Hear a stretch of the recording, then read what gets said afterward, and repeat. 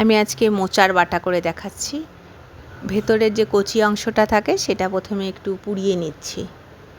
আমরা তো মোচার ভেতরের অংশটা দিয়ে অনেক কিছু বানাই, এটা দিয়ে পকোড়িও বানানো যায়, কিন্তু আমি আজকে বাটা বানাবো।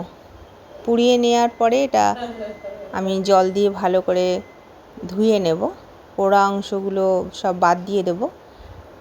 বিশেষ করে আমি ফুলটাই নেব, কচি ফুলটা বাছতেও হয় না, আর এটা পোড়াতে পোড়াতেই সেদ্ধ হয়ে যায়।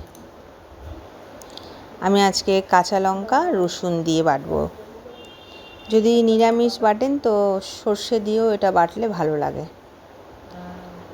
রসুন আর কাঁচা লঙ্কা নিয়ে নিয়েছি, একটু নুন দিয়ে দিলাম, দিয়ে গ্রাইন্ডারে আমি এটা ভালো করে পেস্ট করে নিয়েছি। শিলনোড়াতে বাটলে এটা বেশি টেস্ট হবে। এবার আমি ফ্রাইং প্যানে কালো জিরে ফোড়ন দিলাম আর মোচার বাটাটা দিয়ে দিলাম।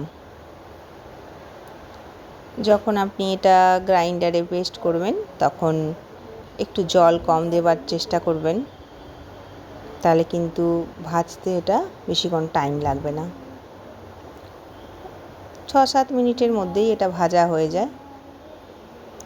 একটু ভাজাটা একটু বেশ ভালো করে লাল লাল করেই ভাজতে হবে। আমি কিন্তু একটু চিনি দিয়ে দিলাম, একদম হাফ চামচ, স্বাদের ব্যালেন্সের জন্যে। এবার আমি উপর থেকে একটু বাটাটা হয়ে গেছে আমার, উপর থেকে একটু কাঁচা সর্ষের তেল দিয়ে দেব।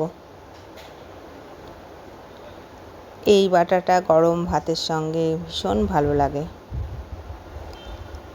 আমার মতন করে মোচার মাঝখানের অংশটা দিয়ে একবার এই বাটাটা করে দেখবেন, খেয়ে তারপর বলবেন কত ভালো লাগে এটা খেতে। মেনলি এটা কিন্তু ভাতের সাথেই ভালো লাগবে। অবশ্যই আমার এই রেসিপিটা একবার ট্রাই করে দেখবেন।